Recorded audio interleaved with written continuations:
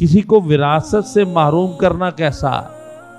بعض ماں باپ غصے میں آ کر کسی بچے کو بچی کو محروم کر دیتے ہیں۔ بچیوں کو تو شاید کسی کے ہاں ہی رواج رہ گیا ہے، ورنہ بچیوں کو وراثت نہیں دیتے۔ کیا عورت کی کیا وراثت؟ حالانکہ قرآن مجید فرقان حمید نے کوئی شرعی مسئلہ ایسا نہیں ہے جو پورا واضح بتایا ہو۔ ہر مسئلے کو تھوڑا بتا کر حکم دیا کہ اس کی تفصیل نبی سے پوچھو۔ نماز، روزہ، حج، زکوٰۃ، سب نماز پڑھو، کیسے پڑھنی ہے؟ نبی سے پوچھو۔ زکوٰۃ دو، کیسے دینی ہے؟ رسول سے پوچھو۔ حج کرو، کیسے کرنا ہے؟ رسول سے پوچھو۔ روزہ رکھو، کیسے رکھنا ہے؟ رسول سے پوچھو۔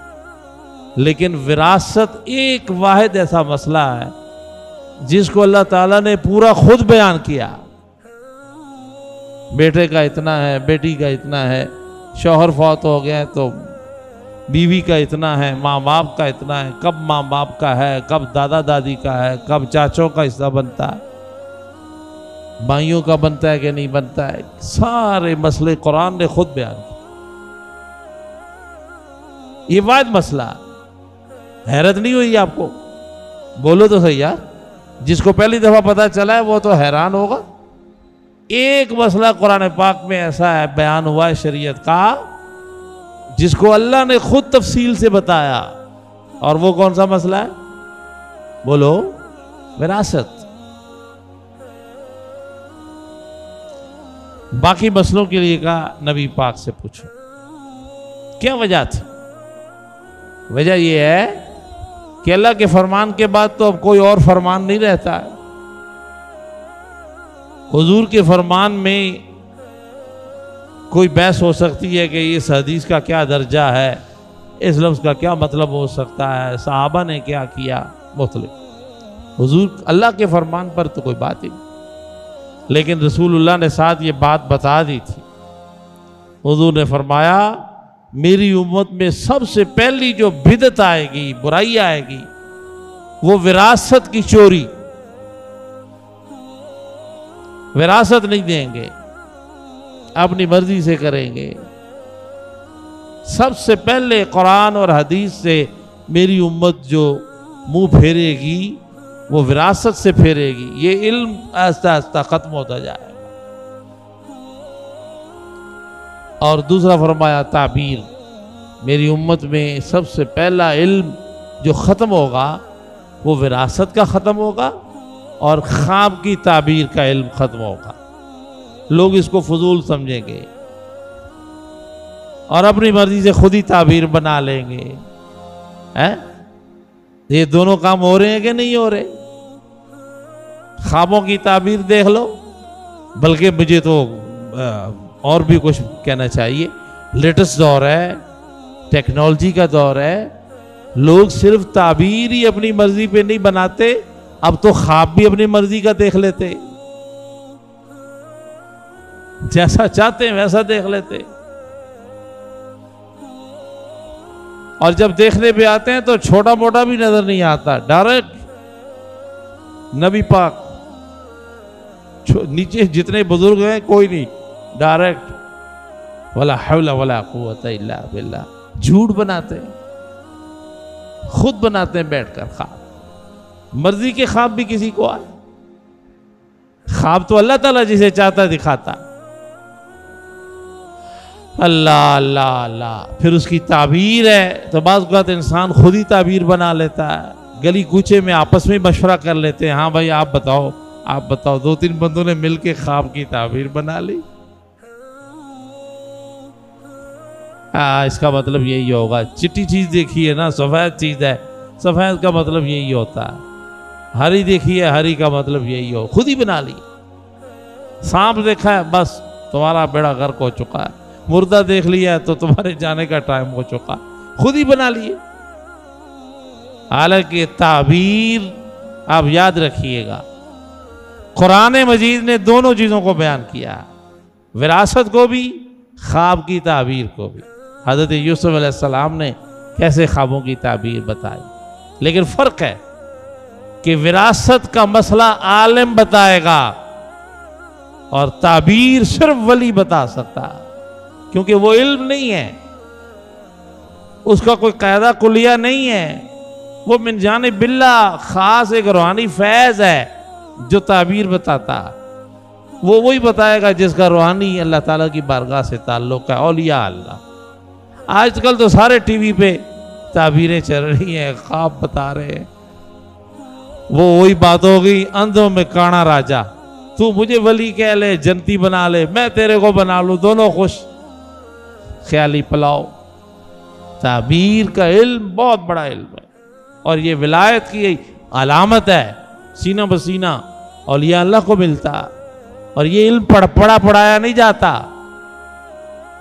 یہ علم پڑھایا نہیں جاتا. کوئی کتاب نہیں ہے اس کی کہ کوئی کورس کر کے تو تعبیر یاد کر لے گا، نہیں. یہ بزرگوں کا ہے، اور یہ قیامت تک رہے گا اولیاء اللہ کے پاس. وہ بتائیں گے، اور وہ روحانی ایک علم ہے. اور یہ وہی بتا سکتا ہے، اب آپ غور کیجئے گا میرے لفظ پہ، تعبیر کا علم صحیح وہی بتا سکتا ہے جو آپ کا خواب بھی بتا سکتا ہے. اگر آپ کے خواب کا اس کو پتہ نہیں ہے کہ کہاں آپ جھوٹ بول رہے ہیں، کہاں ملا رہے ہیں، کہاں بھول رہے ہیں، تو وہ تعبیر بھی نہیں بتا سکتا ہے. اور خواب کسی کا کون بتا سکتا ہے؟ کوئی عالم بتا سکتا ہے؟ کوئی کتاب پڑھ کے بتا سکتا ہے آپ نے کیا خواب دیکھا؟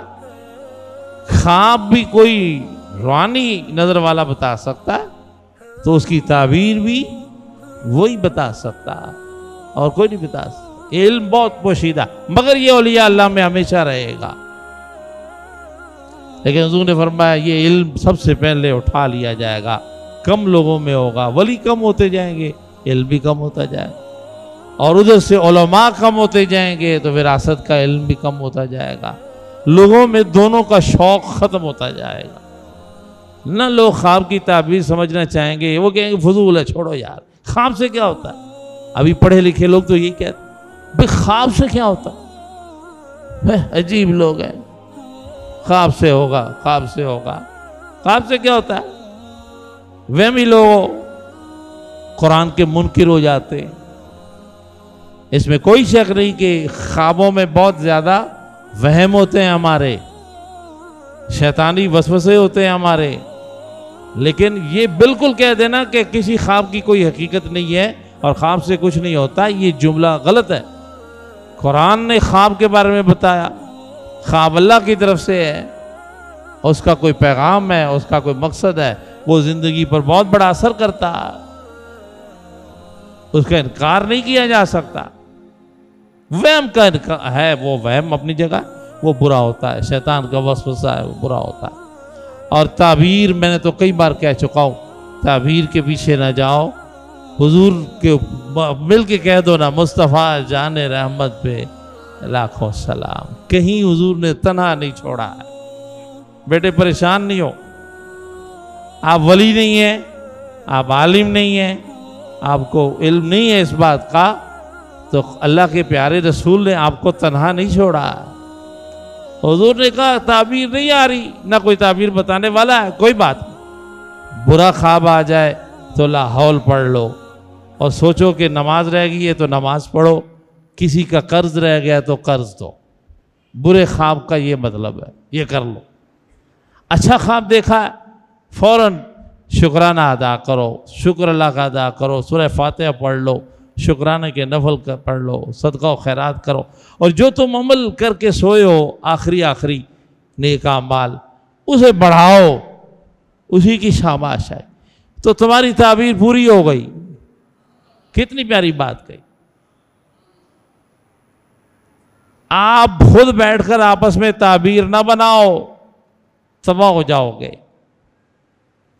اور آپ آپس میں بیٹھ کر خود وراثت تقسیم نہ کرو، برباد ہو جاؤ گے. اللہ نے وراثت تقسیم کر کے پورا نقشہ دیا، ہر ایک کا حصہ دیا. اور اللہ کا شکر ادا کر رہا ہوں، بہت زیادہ شکر ادا کر رہا ہوں الحمدللہ.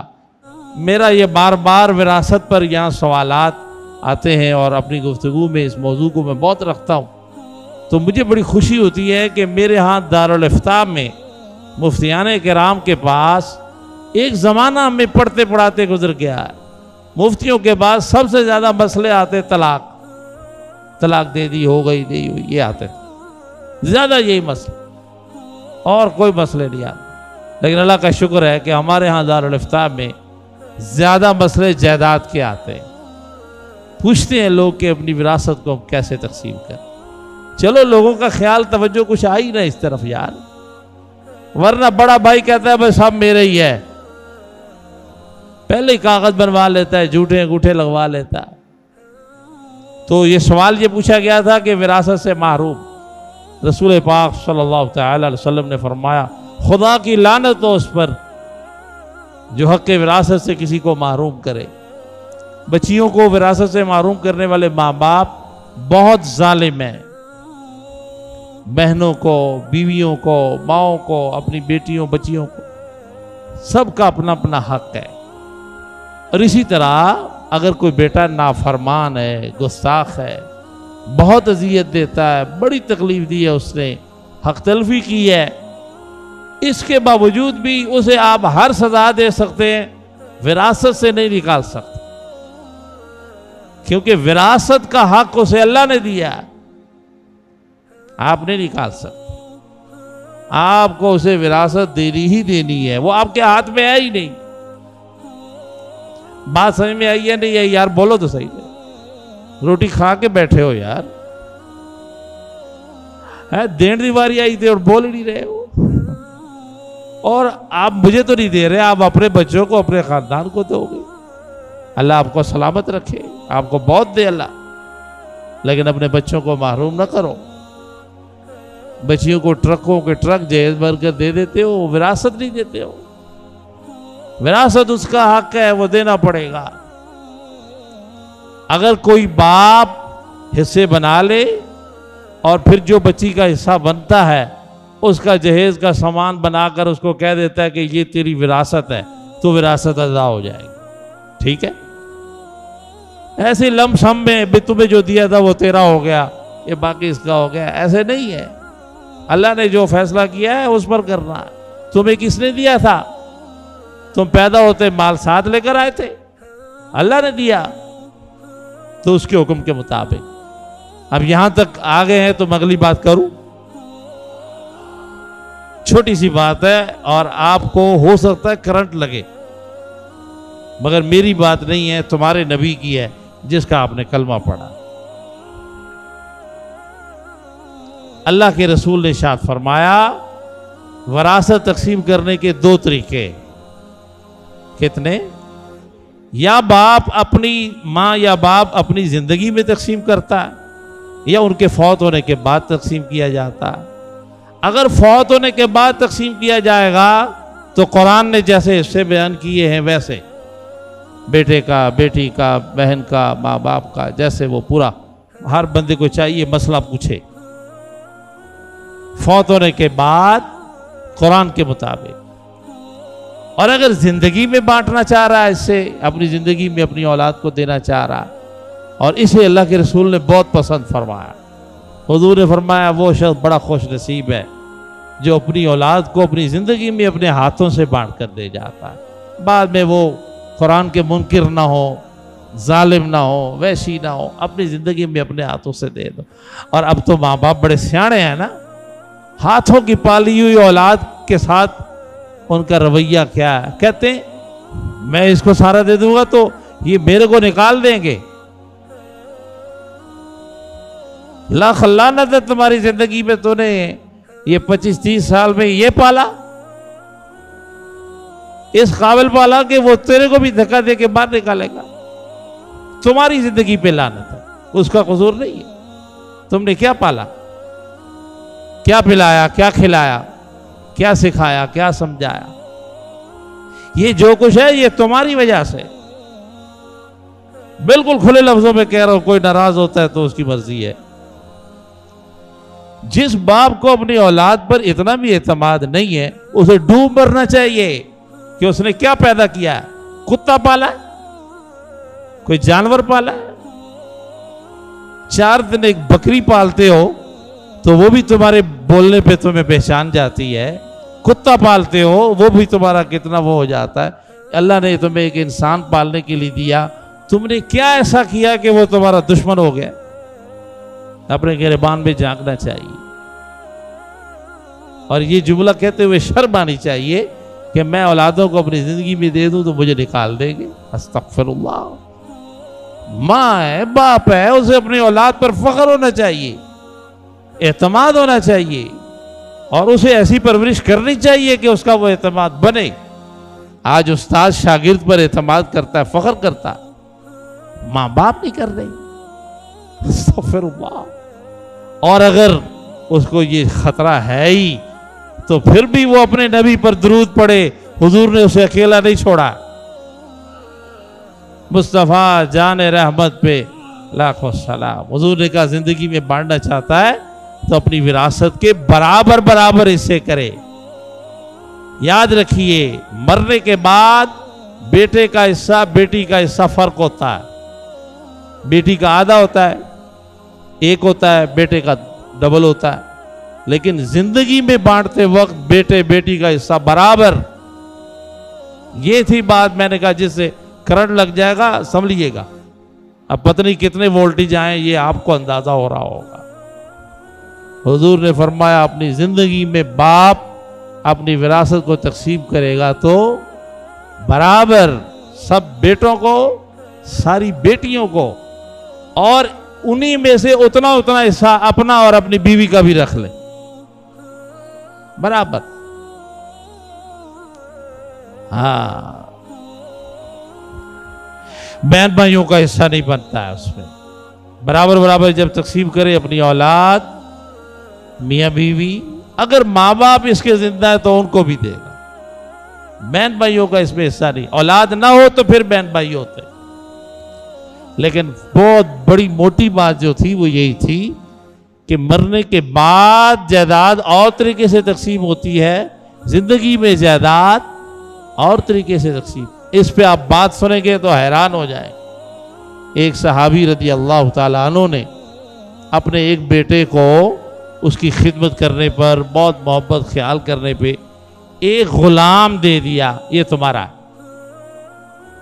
उनकी बीवी ने जरा एहतजाज किया कि आपने एक बच्चे को दिया है, बाकी आपके बच्चे नहीं है।